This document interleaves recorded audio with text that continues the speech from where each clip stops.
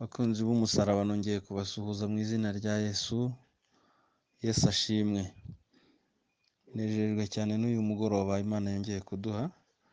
Muri kumwe na mwene data Pasiteri Twagirayezu Joseph, umuyobozi w'umudugudu wa Ruhango. Nagira ngo mbere y'uko tuganira ijambo ry'Imana dusenge.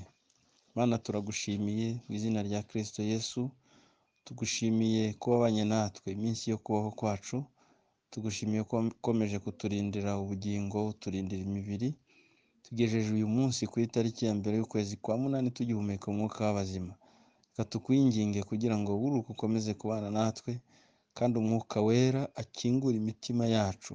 Reka nkwinginge uyu mwanya tugiye gukomeza n'ijambo ryawe kugira ngo mfashe nanjye ungirire neza, umuntu wese akugirireho umugisha. Nsabye twizeye twiringiye izina rya Yesu. Amen. Nagira ngo dusome ijambo ry'Imana. Zaburi ya 91, turasoma uriya murongo wa 16, Bibiliya wa 14 kugeza 16. Bibiliya iravuze ngo kuko yankunze akaramata nicyo nzamukiriza, nzamushyira hejuru kuko yamenye izina ryanjye. Azanyambaza nanjye mwitabe, nzabana nawe mu makuba no mu byago, nzamukiza muhe icyubahiro, nzamuhaza uburame kandi nzamwereka agakiza kanjye. Imana ishimwe. Nshuti bavandimwe, nk'uko tumaze iminsi tuganira ku magambo y'Imana, nagira ngo ko uyu munsi ni umunsi wo gusoza.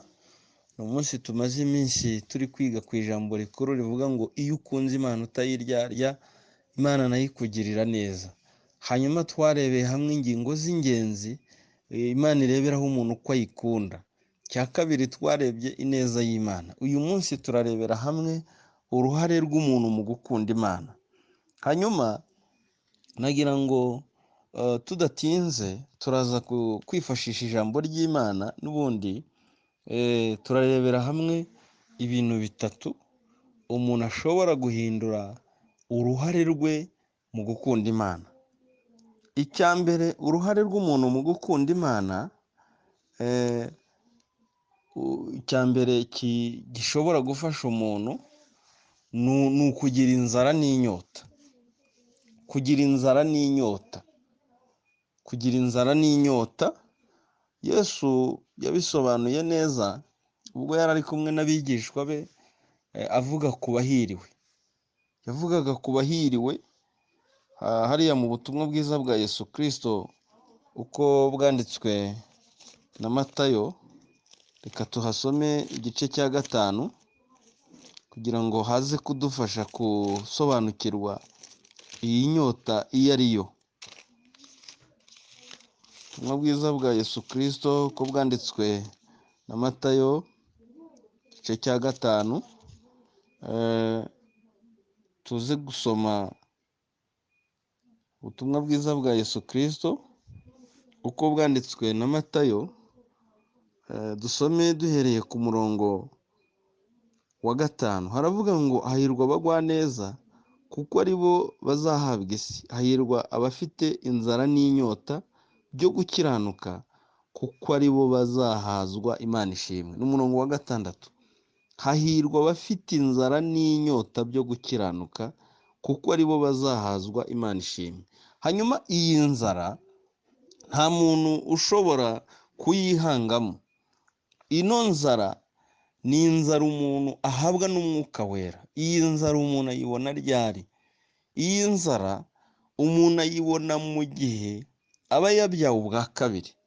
Muzi ko Bibiliya itubwira mu butumwa bwiza bwa Yesu Kristo uko bwanditswe na Yohana mu gice cya 3, tuhabona inkuru za Nikodemu.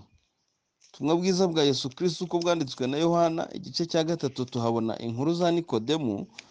Iyo uhereye ku murongo wa mbere hatubwira ibya Nikodemu. Nikodemu ngo yari aho ngaho ari umufarisayo, akaba ari umwigishamategeko, akaba azi byinshi mu by'amategeko, ariko ntiyari yakagira inzara n'inyota. Birashoboka ko yaba yarabyirutse akabyirukira mu miryango ikijijwe cyangwa iz'Imana, ariko Nikodemu ntiyari yakagiriye inzara. Igihe kimwe rero yaje kugira inzara yo kujya kureba Yesu ngo agenda nijoro, aramubwira ati tuzi yuko nta muntu ujya ukora ibintu nk'ibyo ujya ukora keretse yaravuye ku Mana. Iyo usomye umurongo wa 5 w'ibice 3 mu butumwa bwiza, Bibiliya ivuga ukuntu Yesu yasubije Nikodemu. Yesu aramusubiza ati ni ukuri ndakubwira yuko umuntu utabyawe n'amazi n'umwuka atabasha kwinjira mu bwami bw'Imana. Ikibyarwa n'umubiri nacyo ni umubiri, n'ikibyarwa n'umwuka nacyo ni umwuka. Witangazwa nuko nkubwiye yuko bigukwiriye kubyarwa ubwa kabiri.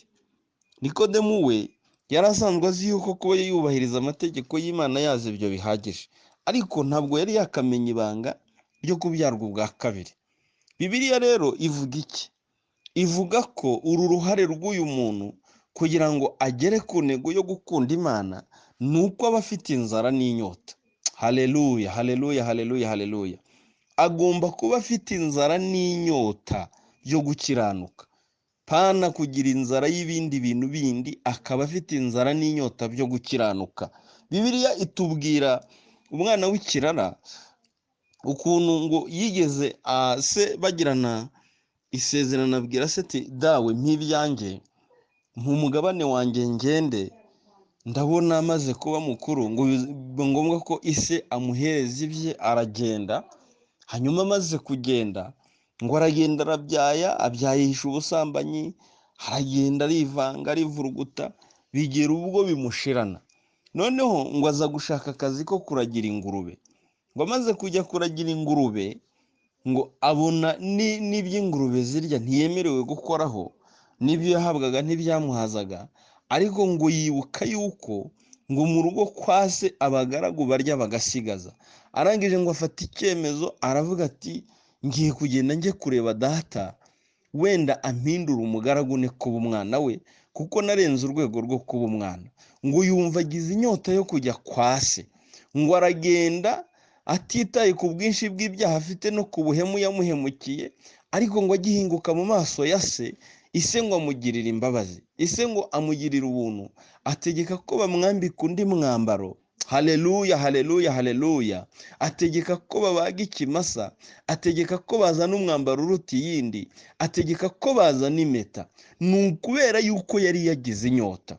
Ugomba kugira inyota, ugomba kumva ufite inyota, ugomba guhora n'inyota y'umurimo, ukumva ufite inyota, inzara n'inyota byo gukiranuka, ukumva ufite inzara n'inyota byo gusenga, ukumva ufite inzara n'inyota byo gukunda Imana. Izina ry'Imana nirihabwe icyubahiro. Haleluya, haleluya, haleluya, haleluya.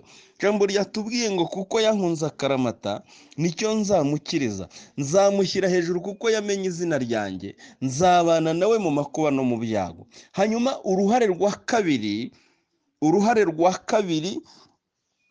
mu kugira ngo bigushoboze gukunda Imana ni uko ugomba kuba uyoborwa n'umwuka wera.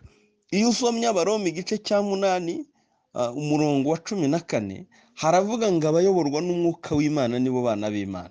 Bishaka kuvuga ngo rero uruhare rwawe ni uko ugomba kuba uyoborwa n'umwuka wera. Izina ry'Imana nirihabwe icyubahiro. Nagira ngo nkwinginge nkubwira ko uruhare rwawe ugomba kuba uyoborwa n'umwuka wera. Hanyuma uruhare rwa gatatu ruzagushoboza gukunda Imana ni ukubaho mu buzima bwo kwezwa. Kubaho mu buzima bwo kwezwa. Ubu buzima bwo kwezwa reka tubugereranye n'ibikoresho byo mu rugo. Murabizi ko ibikoresho byo mu rugo igihe cyose baba babyoza kugira ngo bibe bifite isuku, ko bwije n'uko bukeye.